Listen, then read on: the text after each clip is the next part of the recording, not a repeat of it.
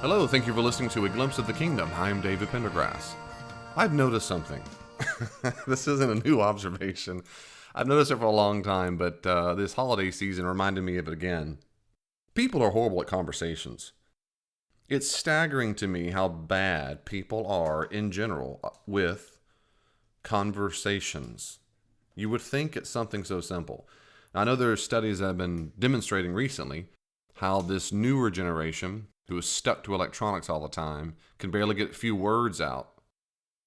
And that's not really my point today, but it's amazing how bad it is. Are you bad at conversations? Now, this is a hard question to ask, I guess, if you're willing to be honest, but are you really bad at them? I remember there was a party I went to, and I was at this party for almost 4 hours. And in 4 hours, 0 people asked about me. Now, before you think, poor old David, his self-esteem is so low, he needs a lot of attention. Well, I actually don't have a low self-esteem. I have a good self-esteem, and I don't need a lot of attention. It just reminded me of how bad people are at conversations. They really are bad at it.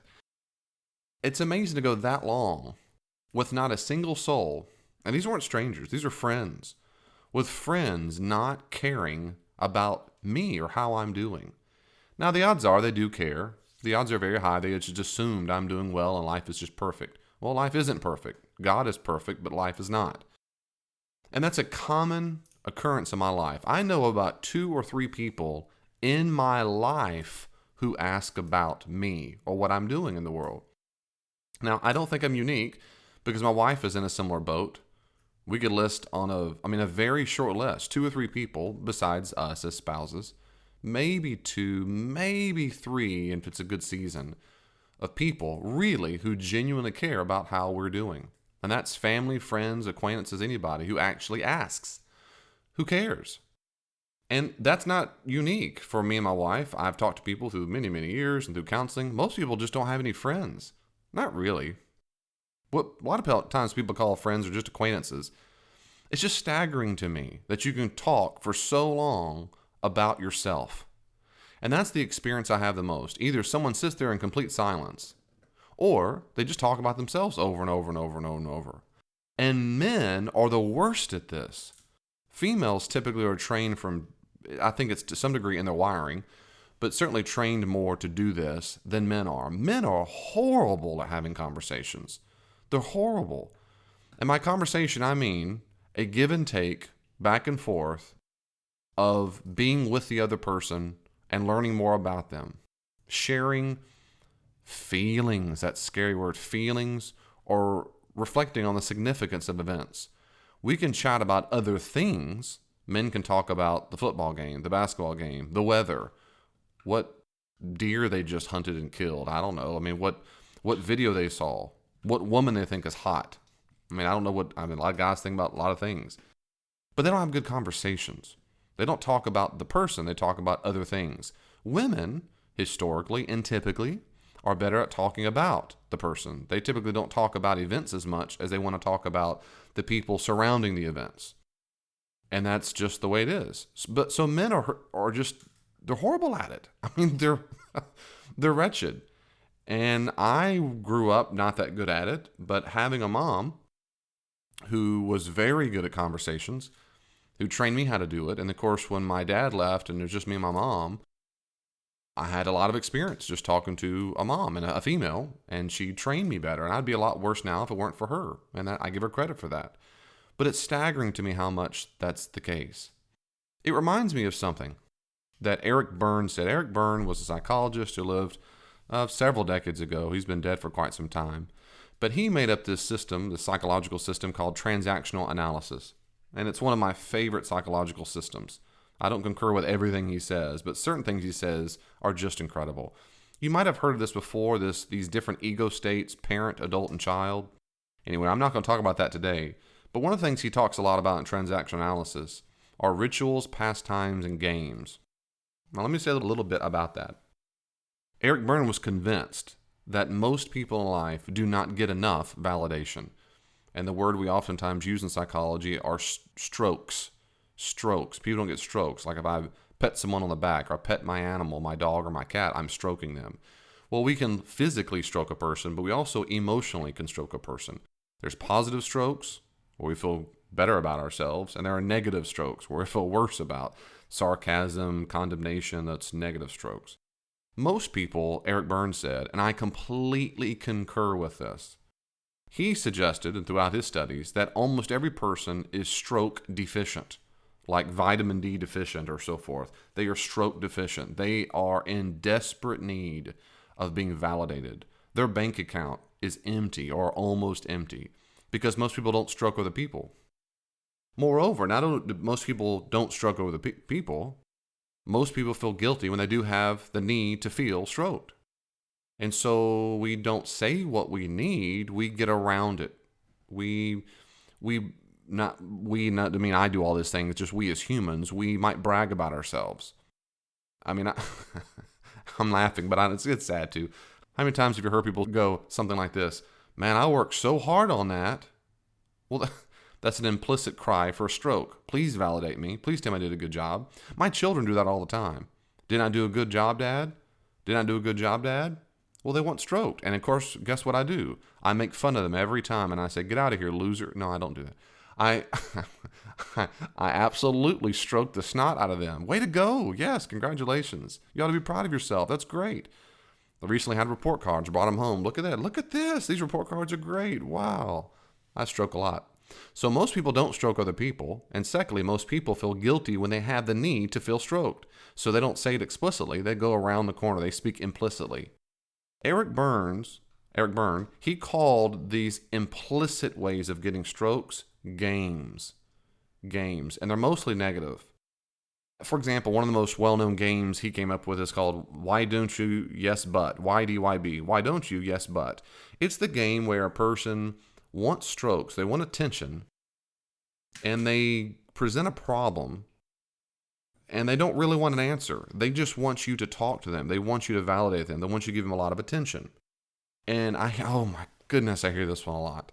This, why don't you yes but? And this one, I mean, just the other day, someone who says they want to lose weight. Someone wants to lose weight. Hey, David, I want to lose. No, I don't do this. I mean, there was a time in my life I did this because I didn't realize I was stuck in a game. But Lord, I don't do it now. But let's imagine for a second I was not aware of this was going on, and I'll use myself as an example. Hey, David, I want to lose weight. Well, good for you. Have you thought about joining a gym? Yes, but they're so expensive. Well, why don't you go to Planet Fitness? It's $10 a month. Yes, but that's too far away from me. Okay, well, is there something closer? Yes, but it's just the only time I could go, is in the afternoon and I have the kids. Well, okay, why don't you get some childcare? Yes, but it's just so expensive. But I really need to lose weight. I really got to do it. You see how this goes on and on and on and on. The person doesn't want an answer. If a person wants to lose weight and go to the gym, guess what they do? They lose weight. They go to the gym. Outside of rare instances, they do what they want to do. That's just what people do. But the game is the person needs attention. They need to be stroked. And they know if I can talk to you in such a way where I act like I have a need, especially if I'm talking to a person I think who might join in the game with me. And this is why people who are very needy people, are you a needy person? Do you know needy people? That there always something's going on. There's always some drama. They need something. And they'll find people who are rescuers. Rescuer is a person who doesn't want a needy person to ever have a need. And so rescuers and needy people are magnets. And it always reminds me of the first Ghostbusters when there's the gatekeeper and the keymaster. Like Sigourney Weaver and what's his name? They have to get together to be the perfect bond. A needy person and a rescuer is just like that. They're made from each other. They're not made from, they're made for each other. They're the perfect match. And this game goes on forever, especially when they're addicted to something. A rescuer loves addicts. A rescuer thinks it's his or her job to make sure the other person doesn't experience negative consequences, doesn't experience negative feelings, which means really they don't want them to experience reality. Well, games are ways to get strokes met, and that happens a lot. But the other two things that Eric Berne talked about, besides games, are rituals and pastimes. Rituals these are all ways to get strokes, to get validated, to get attention. And since everyone needs attention, everyone needs validation, here are ways we do it. So the first one was games. But games are typically, like I said, implicit, and they usually are negative to some degree. And so, for example, when the game is finished, it's negative in the sense you leave there, no one's very happy. The person who's trying to help, I told you about the gym. I told them where to go. I told them to get childcare. I told them I would pick them up. I told them exactly how I would download an app for them. I did. And I'm just mad they don't want to do it. And so they leave feeling kind of self-righteous. I tried to help. The other person feels validated because they got a lot of attention for a long time in that conversation. So both people got some kind of payoff in that. Another way to get stroke is a ritual. Now, a ritual is a preset exchange of recognition strokes. For example, hi, how are you? Fine, thanks. Well, see you around. Bye. This is a ritual. It's a preset exchange. These rituals are known in every culture I know of. These are a preset exchange. That is, everyone knows this is what you do. And we're typically taught it from childhood. Honey, he said hi to you. Say hi back. Hi, how are you? Fine, thanks. These are ways to get some strokes. These are ways to get some validation. Another way that people get strokes, besides those preset exchange of recognition, are pastimes. A pastime is a preset conversation around a certain subject that is common in a particular culture. So pastimes show up all the time at cocktail parties or holiday season and so forth. Here's some common pastimes. The weather is a common pastime. Boy, this weather's been crazy. Is it global warming? El Nino? What do you think? So weather's a pastime. Vehicles. I like Ford, Chevy, Dodge, check one, because they have a better engine, body, and check one of those, and here's what I like. So that's one. A pastime is who's divorcing whom? What's the relational gossip? You can talk about other people and their relationships. That's a pastime. Of course, a huge one amongst men is sports. How about them Cowboys? How about them Texans? How about the whomever? So it's a pastime. These are preset conversations in a particular culture that are socially acceptable. Now, why do we do that? Well, it helps pass the time. It does help pass the time. Now, the reason why I call it a pastime, because it helps pass the time, but the reason why that matters is two major reasons. One is it helps us get our strokes. We're in a conversation with a person to a degree. It's not really about our feelings and what we experience in life, but it does help us to some degree get attention because someone's talking to us. And someone talks to us and not really down at us, we feel some strokes because we got attention. Whether you're 100 years old or a 3-year-old, it doesn't matter. People want attention. Not every second all the time, but we want it. And so when someone's looking at me talking, or even in my vicinity talking, we get strokes. The other reason why people have pastimes, why we do it, is because so many people, most people, have terrible anxiety around other people. And introverts are the worst at this. They have terrible anxiety about this. Some people are debilitated by it. What do I say? What do I do? What if I don't say something clever? What if I say something stupid? What if they don't like me? What if they think I'm dumb? What if they don't like the way I'm dressing? What if they don't want to talk about this subject matter? And the anxiety skyrockets. So pastimes get strokes, but they also diminish anxiety because they are socially acceptable topics. Well, rituals, pastimes, and games aren't necessarily bad, but they happen all the time. And the next time, if you're listening to this podcast, well, hopefully you'll remember this podcast. Next time you're in a conversation, see how quickly you feel a need to talk about any subject matter that you think they're going to want to talk about. The weather, the sports, cooking, other relationships, whatever the gossip is. See how fast you go straight to the pastime. See how fast you go to rituals. Hi, how are you? Fine, good. You ever notice that once the ritual is finished, hi Bob, how you doing? Doing great, good. And then Bob is still standing there? Then what do? That's when most people's anxiety skyrockets. The ritual's finished. The ritual's done. Now what do? I've already said hello. He said hello. Fine. How the kids? Great. Kids are great. Tick tock, tick, awkward. Oh, I'm gonna get some drink and then run off. So what usually happens is, once the ritual occurs, we go to a pastime. How about that weather? How about your favorite football team? And how about whatever it is?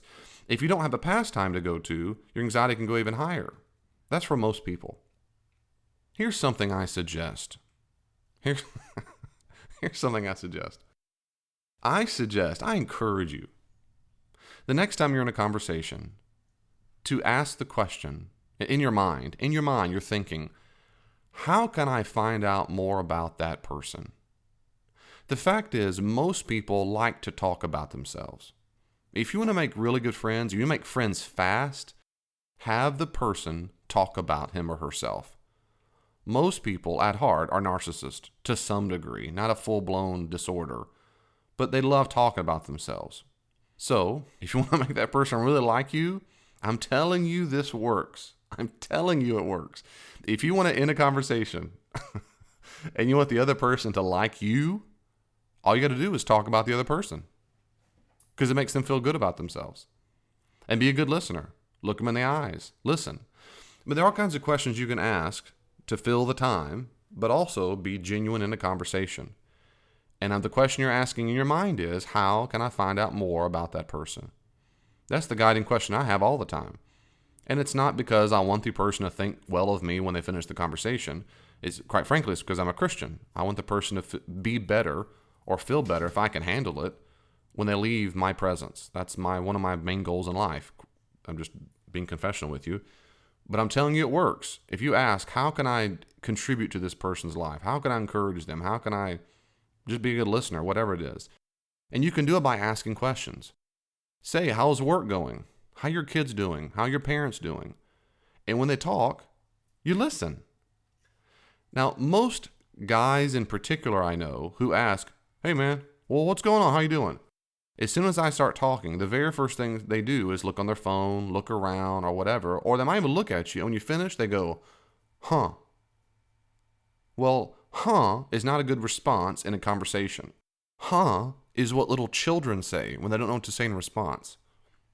So the appropriate thing to say after someone's told you about what they're feeling or what they're going through in life or whatever it is, the job search or stress at this or that, is to ask them to tell you more. So tell me more about that. That must be tough at work with that new boss. What's that like with that new boss there? How are you handling that? How are you processing that? Are you being able to get some rest and relief? Boy, you sound like you need a vacation. You find out more about what they're feeling. You validate them. Man, that stinks. I'm sorry about that. Oh, wow, congratulations. That's wonderful. That must bring a lot of joy in your life. That's incredible. Congratulations. That's great. That's great. Good for you. You just have some kind of emotional response to what they're saying. And you do not, as quickly as possible, go back to you. Every conversation, if you call it that, every exchange I have with 99% of people really is, when I talk, is really just an opportunity for the other person to have a breather before they start talking about themselves again. And that's just the way it is. That's just what it is. I know people who ask me how I'm doing, and I know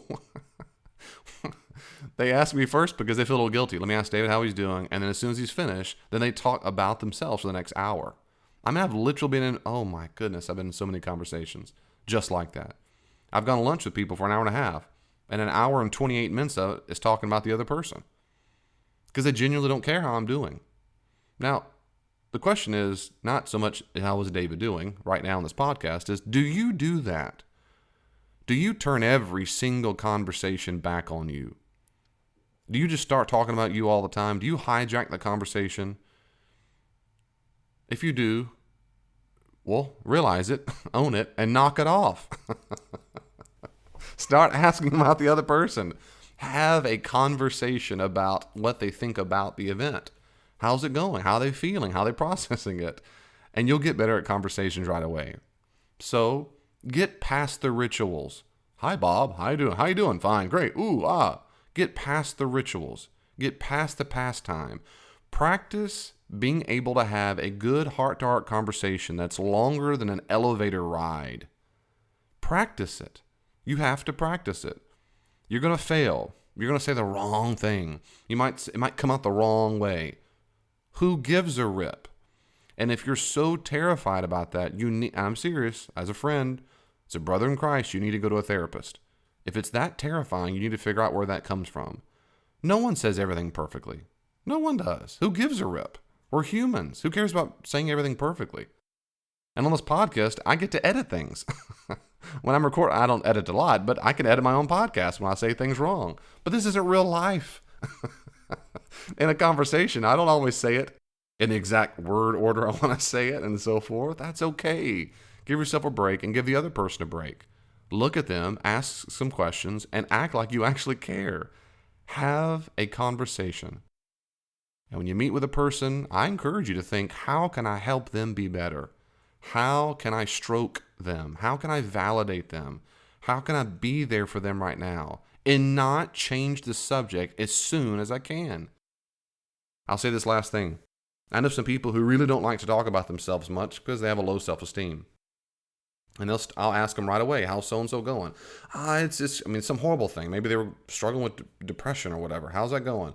It's okay. It's going better. But how are you? Tell me about you. I always have to stop them and say, no, I appreciate that. I want to talk about you first. Now, these are my friends. I don't force strangers to talk about share their guts with me, but I give them a chance. No. I want to figure out how you're doing first. I care. And I say this. That's exactly what I would say. I care about you.